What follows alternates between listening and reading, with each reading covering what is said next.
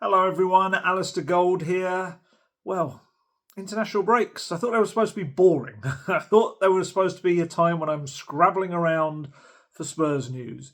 This might just be the most dramatic international break at Tottenham ever. Let me know if there's anything I've totally forgotten about. But obviously, I think we've seen managers come and go in international breaks, but nothing quite like this international break has brought us. We've had the departure of a chairman that's been there for 24 years. We've had takeover approaches, investment on the way, the positioning of the Lewis family, which we'll talk about, which is quite interesting as well, and some quite unsettlingly clear communication from those at the very top at Tottenham, namely Vinai Venkatesham. I say unsettling because it's witchcraft to me. I don't understand this. Spurs hierarchy talking to us, making things clear. What's your game? What's this all about? What are you after? It feels weird. I'm not saying it's a bad thing. It just feels odd. We've just been used to this kind of closed shop of a club. And today we got a lot of kind of insight into stuff and a lot of, backing up and confirmation of things that we've reported in recent days and spoke about in the last video. So that's good. That is a good thing, always as a reporter, if you want to have stuff backed up and confirmed as well. Oh, just quickly on Daniel Levy. Among the many things I wrote this week about him, obviously, as you have to do after someone leaves after almost a quarter of a century, I did this piece kind of on people that knew him and what he was really like behind the scenes and stuff. And the main chunk of that was, I thought, a really interesting interview with Martin Jol. I've known Martin over the years. He's a terrific man, so we get on very well, and that, I'd like to think, helped me get what I felt was a really insightful kind of stuff from him. And that's no credit or praise to me whatsoever. It is all on Martin. I just thought it was a really interesting insight from a manager that worked with Levy for, about 3.5 years. And yeah, just some kind of insights that I don't think other people that have worked with him maybe could give, because the manager is in that high pressure situation and they've got a chairman like that who, and I felt, to be honest, for someone that would have every reason to be quite bitter, bearing in mind the way it all ended for Martin, with Daniel Levy and the Spurs, and we don't need to go into all of that again, but we know, Juande Ramos and the Getafe match and all this sort of stuff. But I felt that actually he was quite balanced in a lot of the stuff he said. It's worth reading. I don't want to just kind of include it in this video and read it out because I think it does it a disservice. I think you need to read it and have Martin's voice, that very Dutch voice in your head when you read it. All I would say is certainly the phrase "let's call it a day" is very pertinent. Check out my social media, various accounts, various platforms. It's on there. And again, it's not me saying I wrote this. It is very much saying Martin has, said some really interesting stuff, and I think it kind of deserves to get out there. And he's had a lot of praise, and that is because of kind of the really interesting stuff Martin gave about it all. So yeah. Where do we start? Where do we start with all this? I guess we start with the takeover approaches, because there were two of them of differing levels from what I understand. As I said in the last video, the Lewis family have made it very clear, sources close to the Lewis family certainly have made it very clear that Tottenham Hotspur are not for sale. I said that in the last video, so that was Thursday. And that's despite these two parties coming forward. So one of them, which I'm led to believe is the more, how do I put it? So I don't want to say more serious, but the one that felt more of a, I don't say a goer either, that sounds a bit weird as well. More of an approach that felt like it could potentially go somewhere if there was a positive reaction from Spurs.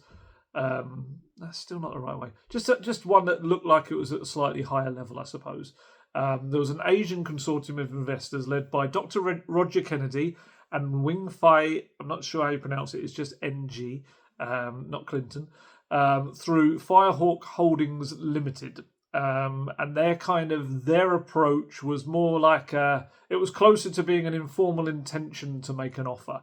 that kind of approach. And it came on Thursday, from my understanding, obviously the day that Levy stepped down as executive chairman.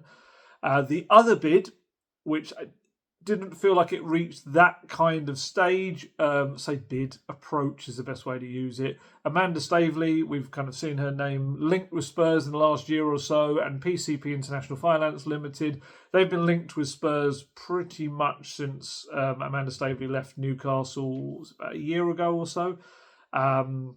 They're believed to have shown enough interest without making this actual indication of a forthcoming bid, which is kind of roughly where the other consortium had got to. But they showed enough interest to trigger takeover panel rules on disclosure. So that essentially means everyone's got to talk about it. It's got to be out there in the public domain. Like I said, last video, it was made very clear that Spurs, ENIC had no intention to sell. The Lewis family had no intention to sell. And it was reiterated to me today by people close to them that, again, there is absolutely no intention of that whatsoever. The club's not for sale. And that's all kind of pretty much out there and confirmed by first Spurs statement and later an interview with Venkatesham that we're going to talk about. So Spurs in their statement this morning, it was either late last night or early this morning. Can't remember what it was now. It's been a long day. Spurs confirmed that ENIC had received and unequivocally rejected separate preliminary expressions of interest to acquire their entire stake in the club. That's the best way to put it, rather than the mess that I said at the start. Preliminary expressions of interest. But the expression of interest just felt a little bit stronger in the first one from the Asian consortium, from what I understand. The statement said the board of the club and ENIC confirmed that Tottenham Hotspur is not for sale and ENIC has no intention to accept any such offer to acquire its interest in the club. PCP, the Amanda Staveley consortium bid approach, whatever you want to call it, later confirmed it had been interested in a potential move but does not intend to make an offer for Tottenham. So the way that these rules work around these sort of takeover approaches is both of those interested parties have until 5 p.m. on October the 5th to lodge a firm intention to make a bid, or, as PCP have done, announce they do not intend to make an offer. The deadline can be extended, but PCP have already done that. And another little addendum to that, takeover rules make it clear that if approaches are not followed up by a bid, that party cannot come back with an offer for 6 months. And it appears anyway that if they did, Spurs would say, no deal. So that was a biggie this morning. Club not for sale. Kind of asked around about whether the minority investment that was being sought by Levy and the club is still something that is being looked for. I haven't heard anything against that. Kind of digging around. I haven't heard it 100% still confirmed. I saw one report went that it still was the case. I haven't heard anything against it, so I presume it is still the case that they would accept investment from outside sources as well, but absolutely not a sale of the club. Vinai Venkatesham, let's get straight into that interview because it was a very interesting one. All 8 minutes and 40 seconds of it because I had to transcribe it. Just communication. Communication is a good thing. Yes. Started off by paying tribute to Daniel Levy and what he'd done. And an interesting line. For me personally, obviously, I was expecting that I was going to be working with Daniel for many years. It ended up being only a few months. But he's been a wonderful support and counsel to me during that period, and I feel really settled in. I think also at a time like this, it's really natural to pause and look back and reflect. But I also know in my job, it's really important to look forward. And this is a new era for the club under new leadership, completely backed by a majority shareholder, the Lewis family, so we can feel optimistic and ambitious for the future as well. You'll notice in this interview, there's a lot of talk of the Lewis family. We'll talk about it a little bit after when we speak about this interview, but I just find it very interesting, this kind of repositioning of the Lewis family. It kind of was this thing where also it was Joe Lewis, it was kind of widely known, he was kind of like the power behind the throne. Then obviously there were various things that happened that meant that Joe Lewis was not kind of seen as, and actually to be fair, before that happened, he'd already stopped being an owner of the club anyway. And now it almost feels like there's this new generation of the Lewis family. I say new generation. They are his children, Vivian and Charles, or Charlie, as Venkatesham is about to call him in some quotes I'm going to say. Bear in mind, they are, I think, in their 60s, I think. So when we say new generation, I think it's probably the various generations. But one way or another, someone appears to have made the decision, or jointly they've decided, let's get kind of into the limelight, which has not been the case. So it's really interesting to kind of see. I mean, that's been never in the rare Daniel Levy interviews we got. I don't even think I'm trying to remember off the top of my head if he ever even referred to Joe Lewis at any point. Certainly while Spurs chairman. I don't think so, but please do let me know if I'm wrong. So he was actually asked straight off in this interview, Venkatesham, to say a little bit about what the family have said to you. And he said, well, first and foremost, I know the Lewis family really well. I think it's important for our supporters to know that they're very, very passionate about Tottenham Hotspur and they're ambitious for the club. And when I talk about their ambition, what they're really focused on is ensuring that everything we do across the complete breadth of the club really centres back and is focused on giving our men's team and our women's team the best chance to be successful on the pitch over the long term. So that's their laser focus, all around being successful on the pitch. They know, of course, that we operate in a very competitive environment and that there are a number of other teams that have the exact same ambitions. We have to compete to win the biggest trophies in the game. So we know it's not easy and we know there's been hard work ahead, but that is the focus. They're also focused on stability. They know there's been lots of changes at the club. Change at the club, and now it's time for some calm and stability. And finally, they believe and trust in the people they have working in the organisation. Their model is all about empowering the people we have on the ground to deliver against the ambition they have, and of course, the ambition that we all share. Don't worry, I'm not going to read out the entire 8 minutes and 40. It's just there's certain little parts of quotes I thought were really interesting. They kind of, for me, jumped out of the interview itself. So yeah, lots of Lewis family talk. And he was actually asked to kind of who is involved from the family, which again, it's kind of naming it. It's bringing people out into the light. I'm not saying that we're like waiting in the shadows, like lurking, ready to pounce. But it's just very much they've been, what are they, if you played Football Manager, what are there's varying levels of chairman or owners and stuff. And there's ones that are like background and stuff like that. They were definitely in the background element to it. Whereas now it feels a little bit more like they're going to be a presence. So he was asked about them and he said, there's been a big focus on the club from the next generation of the family and to talk through the key people. To talk you through the key people. So the first is Viv Lewis. I told you she was called Viv around the club. Huge exclusive there. Who is very regular attendee at Tottenham Hotspur games and also frequently joins us on pre-season tour. She was with us this summer for the whole of our tour to Hong Kong and South Korea. I'm really annoyed. I did not spot her. I'm trying to think if I actually knew what she looked like until I saw the photo from the game at Burnley. So maybe I'm going to excuse myself in that sense. I might have seen her around, but not realised who it was. Going forward around the club, you'll be seeing a bit more of her brother Charlie and also her son-in-law Nick. And the thing that ties them all together is their passion for Tottenham Hotspur and their ambition for the club moving forward. So I've had quite a few people asking me about Peter Charrington and his role as non-executive chairman, which I said in my last video that he would very much be more of a hands-off kind of board type rather than a Daniel Levy hands-on in everything, and essentially it would be Vinai Venkatesham as the CEO, who is probably the more obvious Levy replacement, as it were, kind of taking on a lot of his role as well. And it's kind of, he said this, Venkatesham, in his answer. He was asked about Peter Charrington. He said, Peter's not new to the board. He joined our board in March. He's a great guy, very personable, very experienced. We have a great relationship and speak very, very frequently. I think it's probably important to say that he's going to be doing a different role to the role that Daniel did. So Daniel was executive chairman. So what that means was Daniel was full-time and involved in the club on a day-to-day basis. What Peter's role is that he will be non-executive chairman, and that means he won't be involved in the club on a full-time basis, and he won't be involved in the club on a day-to-day basis, and his model is all around empowering. He will be empowering us on the ground to get on with things, but of course he'll be leading the board and will be a very important part of the club going forward. So you might notice there's a few buzzwords, and I think empowering and empowerment were a couple of them.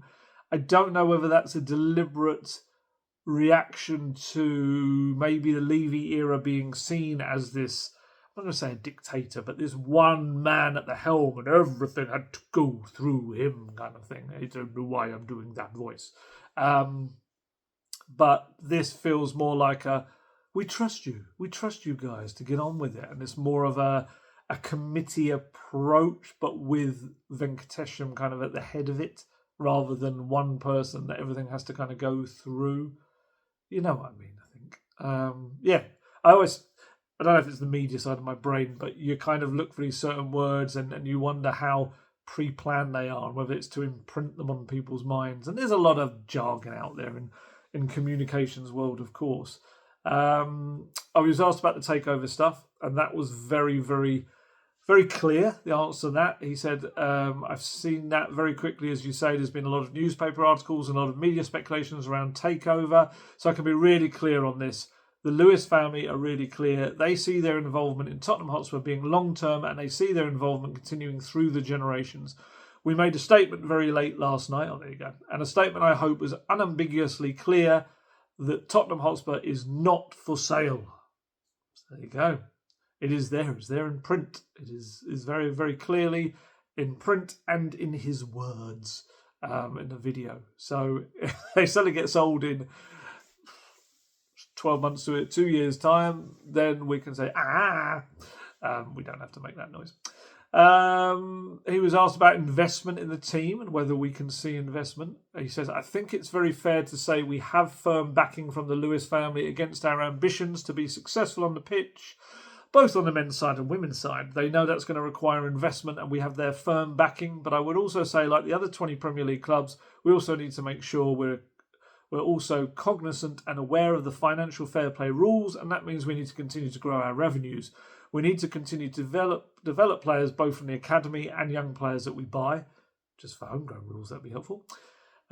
We need to make sure that we're selling players at the right time. That's something that I've actually mentioned in recent weeks as being a daft thing that Spurs do.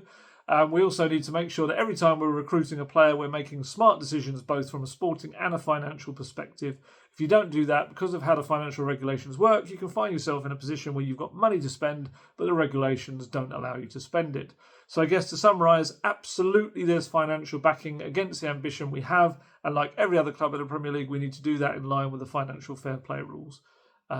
Actually, he did say there was a line before that I didn't include. He said, I'm very wary that I need to say this in a way that doesn't say transfer war chest, which we've all used. I've used it as a reporter, definitely before.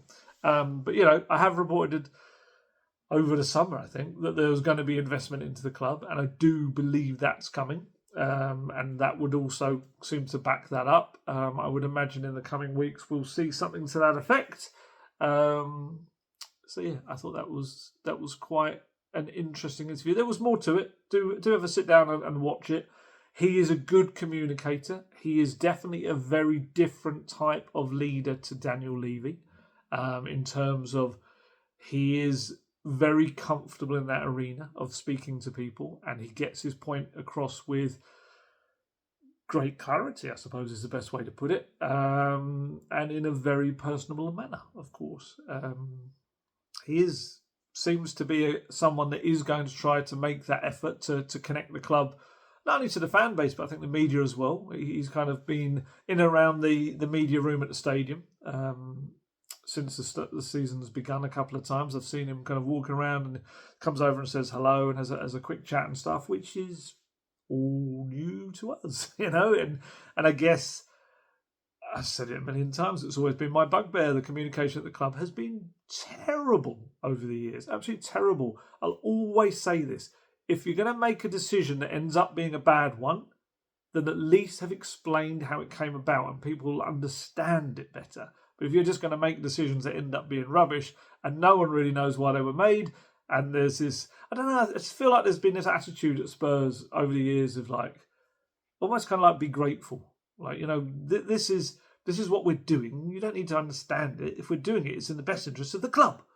That's not the tone that has ever been used, but that's kind of, I think, the impression that's been given by the occasional written word messages. I think that leaves itself open to interpretation, the written word. We would get this kind of chairman's message once a year. We would get the financial statement as well. Whereas this way, videos, actual talking to a camera, to an interviewer. And I know it is a club thing, but we will get an opportunity to do this. I genuinely believe that Vinai Venkatesham will speak to the media. We will get proper interviews with him as time goes on. I don't think he wants to, I'm sure, overdo it. It'll be like a rent-a-quote thing, like some, chairman and owners can be. But I do think there will be a lot more communication and explanation, and that is all we ask, along with lots of success. But yeah, it was an interesting one. Like I said, I do find the whole Lewis family positioning fascinating. And it kind of feels like there's been this distancing of sorts from Levy and certain ways that he did stuff as if to kind of say we're different. It all does feel very much like an episode of Succession. It really does. And look, there should quite rightly be questions, as there should be about any changes in the situation anywhere, in terms of, the Lewis family have been in the background there for 24 years at Spurs. And now I guess we'll get to see whether it is just more of the same. Or genuinely, will they be there now to back the club and to be run in a different way by this new CEO? I suppose Joe Lewis is 88 now, so he's not leading this anymore. He's not leading the Lewis family kind of involvement. Different voices, different personalities, different generations, different views on things. So yeah, it'd be interesting to know if we'll ever get an interview with them. One of them. Like I've said in a previous video, Vivian, or Viv as she's called around the club, is meant to be a very kind of fun, personable character, and would be great if we could maybe get to speak to them about the family, about what they want to do. But let's see, one step at a time. We're getting communication. That's the start. I guess the next couple of transfer windows will be a key indicator. It needs to be kind of worked out how much wiggle room there is for transfers. I would imagine going on, the revenue stuff. Surely there's a fair bit, but also, I think I said it in a previous video, their inability to sell players has not helped them. Absolutely. I mean, you look at, we spoke about it the last transfer window, like Chelsea, didn't they do almost £300 million worth of transfers, but made £3 million more than that back in transfers? Whereas Spurs, and I know we've griped and groaned in the past about selling their best players, but they do have a terrible habit of knowing when to sell their players. They've kind of gone to the other extreme of just not being able to sell them until they're unsellable almost, or they're going to get a fraction of what they got in the first place. But yeah, so watch the interview. I do recommend kind of having a view of it. I've done a transcript. It's on my social media if you want to read it that way, if you can't kind of watch the video. But I do think it's quite interesting to see how he... it's all very polished. It's all very well thought out. I don't know how many takes it took, but it definitely... it's got a lot in there. It's got a lot of clarity. There's not a lot of kind of... not a lot of... it's not Cilla Black. It's not a lot of wiggle room on the things that are being said. They're very definitive, and they will be kind of used, I guess, to hold everyone to account, which is a good thing. If you're the owner of a football club, that was one thing Daniel Levy did say, you are the custodian of that football club. So everything you do needs to be kind of taken into account, I suppose, and taken to task if it's not done properly. So, yeah, a very new era at Tottenham, albeit with some of the similar components. So, yeah, fascinating to see kind of what comes of it all. Another thing people have been asking me about has been the filing on Companies House. So if you're not aware, as a company within the UK, Tottenham Hotspur, in various guises on there, have to put filings onto Companies House. And there's been a couple in recent days. One was a very obvious one. It was the news that Mr. Daniel Philip Levy was the subject of a termination of director appointment file on September the 4th. That was, of course, the day that he left his post as executive chairman. When I say termination, it's not like Arnold Schwarzenegger is chasing him around now and Daniel Levy is running down corridors with a Terminator with a shotgun or anything like that. It is just, he is no longer a director of the football club. As I said in the last video, he is now a shareholder at the club, or certainly a family will benefit from... so it's a trust with his family will benefit from shares. It's very wordy. but essentially he's got shares in the club, but he's no longer got a direct influence over the club. That was one filing. The other filing that got people asking questions, which I had to do a little bit of digging into, it was created on August 29th on Companies House, but it wasn't actually published on there until September the 1st. And it was the registration of a charge involving the London branch of Macquarie Bank Limited. That immediately prompted people saying, it's a massive loan, it's a huge loan, Spurs are rich beyond our wildest dreams. There's been a cash injection, but it's technically money that's already the club had coming in. So I understand that this filing involved, in technical terms, the expression is industry standard receivables factoring.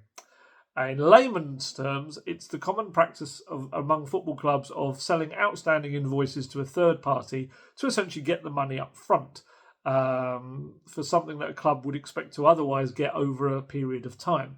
So, for instance, many clubs use that practice and use banks like Macquarie to get their television revenue in advance before it comes through the doors. So in this case of Spurs, there's no amount stated when you kind of read the 29-page PDF in there. It does say, sorry about the technical jargon here, this is exactly what it says. The receivables are all of the central funds due or owing to, which may be due or owing to or purchased or otherwise accrued or received by the borrower from the Premier League for the period from and including December 2025 up to and including May 26, including, for the avoidance of doubts, the amounts on the merit payments funds as defined in the Premier League rules payable around May 2026, in each case together with all ancillary and security rights thereto. And the document is signed by Vinai Venkatesham and the Operations and Finance Director, Matthew Collicott. So you can kind of take from that, they're essentially looking for the merit payments. I don't know if that includes TV money or not, but it is, like I say, a standard practice among clubs to get the money that you are owed up front, so you've got the cash there to be able to use. Macquarie, an Australian-based bank, they're one of a number of global investment companies that Premier League clubs, Championship clubs use to get their money from, like I say, things like TV earnings up front. There was quite an interesting quote from, Kieran Maguire, the football finance guy. This was way back in 2020, he said to The Guardian, but I just thought he explained it quite well. He said, every time a club renew, effectively they're extending this when they renew one of these deals with a bank. They're effectively extending the length of the overdraft. It means that Macquarie are entitled to the money from the next tranche of TV money from the Premier League. There's an awful lot of clubs doing this, and it makes a lot of sense. The broadcasting payments are made 3 or 4 times a year, but you've got all the overheads going out in between, including the wage bill. I understand that a lot of banks are providing similar services, but because they're not formally registering a charge, we don't see the documentation because nothing is going through Companies House. It's a risk in the same way that if you take out a mortgage, and it helps from a cash flow point of view. So there you go. That's the explanation of what that charge was. Nothing exciting, really, more a standard practice thing. But hopefully, in the coming weeks, we will see some money injected into the club. What else we got? Matisse Tel has been speaking out on France under 21 duty, about being left out of Thomas Frank's Champions League squad. And he's spoken very, very well on it. So if you're not aware, James Maddison, Deki Kulusevski, Radu Dragishin, Kota Takai, Yves Bissouma and Tel were the 6 that had to be left out of the squad. And he was asked how Thomas Frank let him know the news. He said, quite simply, with respect. He called me, he simply told me his choice, and then you could see the list appear on the networks. It's clear that when you're not on a list, it definitely hurts. But I'm someone who stays pretty positive, no matter the situation, because I think I've worked a lot on the mental aspect. So definitely it's a disappointment. I would have liked to be there, but the coach's choice is the coach's choice. We can only respect it, and we're going to work to come back in the best possible way. He was asked whether it made him want to leave Spurs, or whether he kind of had this own form of revenge now, essentially, to show that he should never have been left out. He said, no matter. Even if I was on the list, I would have had this desire to be revengeful, to be able to be effective this season, to be able to start my season in the Premier League, because now it's a first long season that begins, because last year I was in the form of a 6-month loan. A desire to go elsewhere? I'm under contract with Tottenham. So I'm a Tottenham player and I will do my best to be able to play quite simply. I'll be able to play quite simply. I'm missing a comma there. And to be fair also, he admitted that his loan spell could have gone better. He said, knowing what I'm capable of, knowing all the abilities I have, I think I could have done better. In any case, we can all do better, but I would say it's an encouraging setup. Why? Because it forces me to know the weak points, the things to improve, so there's always room for improvement that we have to aim for. Whether in life in London or on the pitch, I think it can be better. Everything can be better, absolutely everything. I've learned that no matter the situation, no matter why you're called to a club, you have to be patient because there are times when it happens, times when it doesn't. That's life. Sometimes there are things we deserve that we don't receive. But in life, do we get everything we deserve? Not often. I've grown in maturity and experience, and I think that today it has shaped my personality, and I would say my character especially. It reminded me a little bit of the Luka Vuskovic interview after he'd gone to Hamburg that I said a couple of videos ago. I feel like I've done more videos than in any international break ever. Vuskovic spoke very well about feeling he wasn't at the right level yet. And I felt that the way Matisse Tell spoke as well showed a real maturity and self-awareness. And that's so crucial. If you can bring in players of that kind of mental aptitude as well and maturity, like I say, it's only going to help you kind of going forward. So, yeah, I thought he spoke really well. And I hope he gets chances now domestically and kind of shows what a remarkable kind of player he can be. And don't forget, this was a player, I've said it before, that Bayern Munich spent a lot of money on because they believed that he could be a superstar. That doesn't suddenly disappear because he had a tough 6 months coming to a new league, coming into a team that had no striker, so he was thrown up front to have to be a striker when we still don't really know where his best role is. He will bounce back. I'm very confident of that in the same way Jed Spence did being left out of the Champions League squad. Other team news, Radu Dragusin back in training at Tottenham now following his absence since January with his ACL injury. Christian Romero also back in training. That's an interesting one, that, because there was like a video you would have seen today with Radu Dragusin and Romero's in it as well. They're working with Matty Wells as defence coach. So Romero is back because of something he's actually got a lot better about, and that is picking up bookings. He got a yellow card in Argentina's 3-0 win on Thursday night, the World Cup qualifier against Venezuela. Because that's his second yellow card in, I think it's like 3 games. I mean, I think it's just in the qualifying campaign. You'd get it anyway if you get 2, but he misses their upcoming game against Ecuador, away in Ecuador, on Tuesday night. So he is already back in training, which is, sorry Argentina, a huge boost to Spurs, because let's be honest, he was going to come back probably back in training Thursday or Friday, would have needed a recovery session as well. Now he's got a full week of training ahead of the derby against West Ham on Saturday. It is very important for Spurs to have their captain in kind of prime shape and ready to play.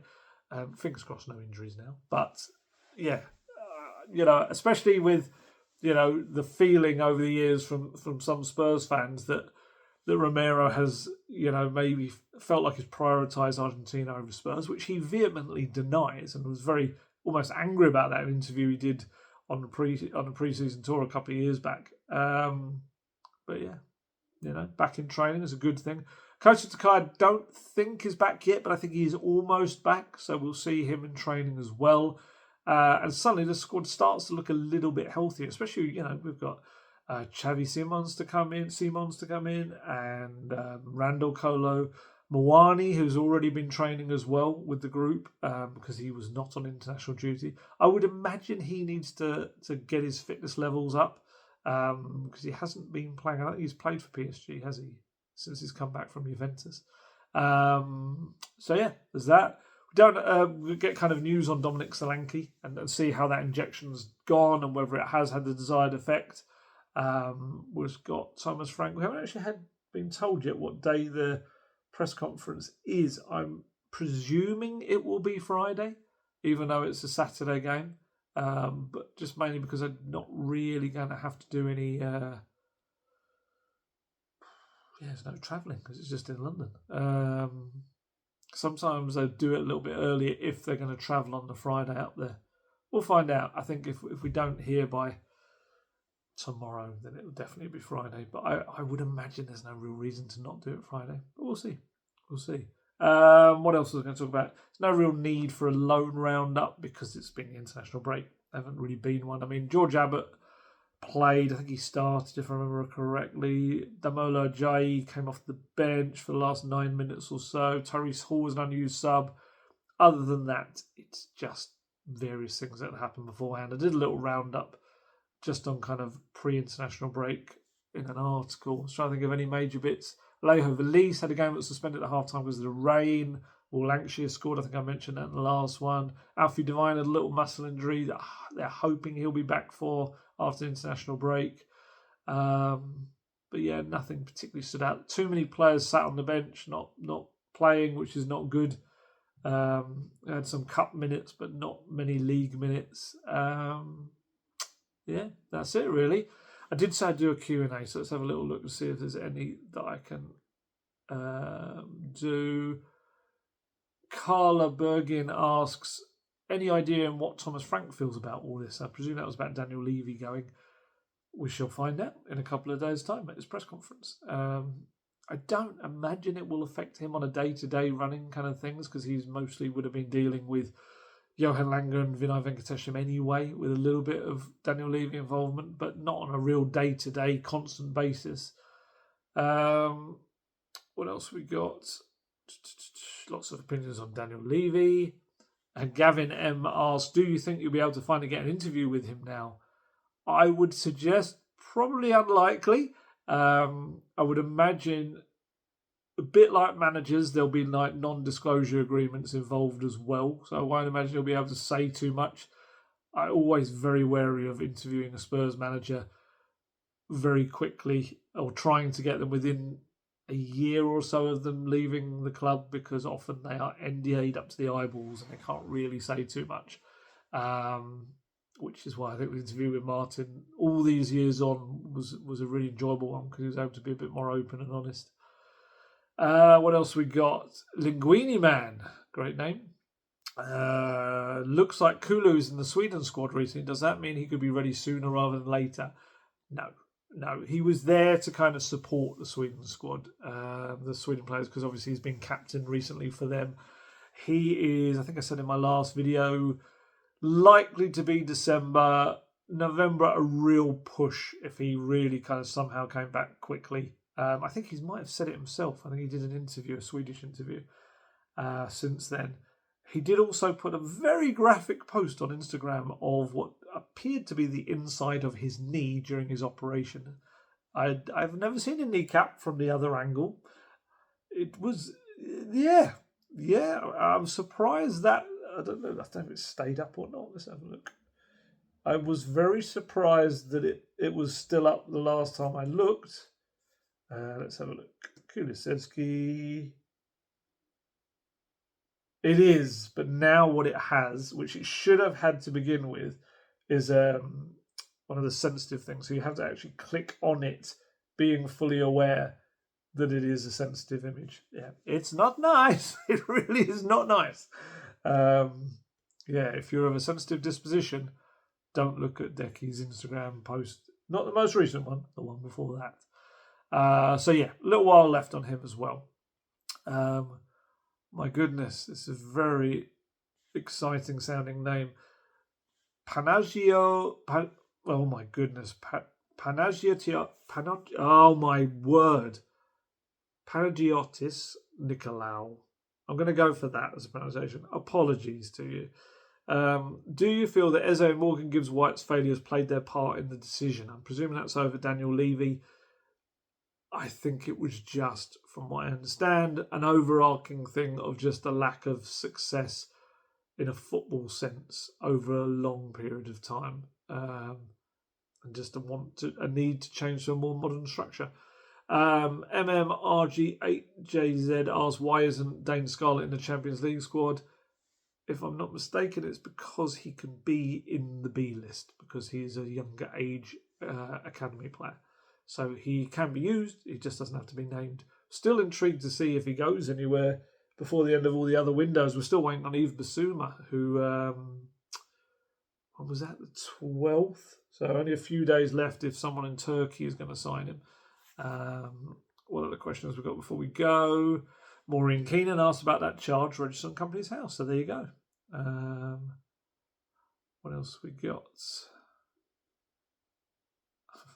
It was a random question.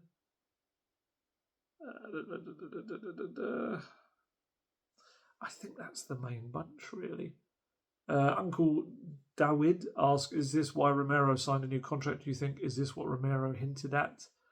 I don't get the impression that people beneath a certain level at the club had any idea that Daniel Levy was going. There's certainly been a lot of shock among people that I've spoken to in the last few days. So I don't think he was aware of that. I think he just was enjoying what Thomas Frank was doing, and I think they were just willing to pay him what he was worth. I think it's as simple as that. What else we got? DJ Hatera asks, isn't one of Daniel Levy's children on the ENIC Tavistock executive? Does that have any significance? His son Josh is the co-CEO of Tavistock Group.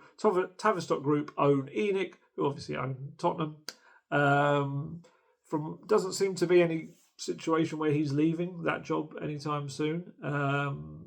Certainly not from their part anyway. So I don't think there's any significance there. But again, I would say go back to my Martin Joel interview, because he talks about Josh Levy actually. I said he always felt that he was going to be the one that would take the helm because he's quite a different character to Daniel Levy. So there you go. That's probably the bulk of the question. If there's any more good ones as I scroll down, I'll try and put them into another video. I'm hoping you don't have to hear from me again until after the West Ham game. Purely for your own sake, really. I don't mind doing them, but I just, don't feel like you should be subjected to me that much and this face and this voice. Just before I go, the other thing I wanted to say was just how lovely people have been to my partner in crime, Rob Guest. If you're not aware, Guesty and I did a podcast, Golden Guest Talk Tottenham, which was very popular, which took us really aback, and it was lovely, and people really reacted to it very well. But unfortunately, at work, Guesty is one of the number of people being made redundant, and he has now left the company, and I've just been, and I know he has, just taken aback by how wonderful and how lovely people have been to him since. Honestly, thousands of comments on social media and on the YouTube as well, because the podcast will go on YouTube too. So, I just want to thank everyone. I'm absolutely gutted, but obviously my feelings pale in significance to Guesty, obviously, who's without a job now. But yeah, I just wanted to thank everyone, because you were marvellous. You just kind of rallied around him, and I know it meant a huge amount to him. He was so disappointed to be leaving, so disappointed to not being able to do the podcast anymore. Both our hope is that it will be resurrected, as in we'll be able to do something. We'll do something in the future together, a new iteration, as it were. But we've just got to figure out exactly how, the what's, when, and whether, and all this sort of stuff. And we'll get there. We'll get there, because he's a top guy. Has become a really good friend over the years. And if you watch those last 5 minutes or so of the last podcast, or listen to it, you'll know my thoughts on Guesty. He is one of life's good guys, and it is not the end. It's what's the expression? It's not farewell. It's just goodbye, or something. I can't remember what it was. Ta-ta for now. That's not the expression, but I've just been so kind of heartened. Just love the fact that everyone's kind of gathered around him. It's exactly what he deserves, and the person he is has made that happen in the first place, because people have responded to him and how he is. So I just wanted to end on that, because it's been a tough few days, even more so for him, obviously. But just glad to see him go. But it will continue. It will continue in some way. Right. But I'm still will be doing these. Don't worry. You haven't shaken me off yet. Unless Tottenham kill me off one day. Maybe that'll be it. I'll be one of the characters in the TV show that is Tottenham Hotspur that eventually gets killed off. Not the main character, one of those pesky, annoying fringe characters that kind of pops up from time to time. Right, let's go. Let's let you have your evenings or your mornings or whenever you're watching this. Like I say, press conference late in the week, probably Friday. Then the London derby at the London Stadium on Saturday. And probably do another video either late night Saturday or Sunday morning to head out to people to discuss, hopefully, some debuts for Xavi, for Muani, and quite a different looking Tottenham side, really, I suppose. That'll be interesting. A different looking Tottenham, a different looking Tottenham side as well. Right, I shall catch you then. As always, stay healthy, stay safe, look after yourselves. I shall catch you later. Goodbye.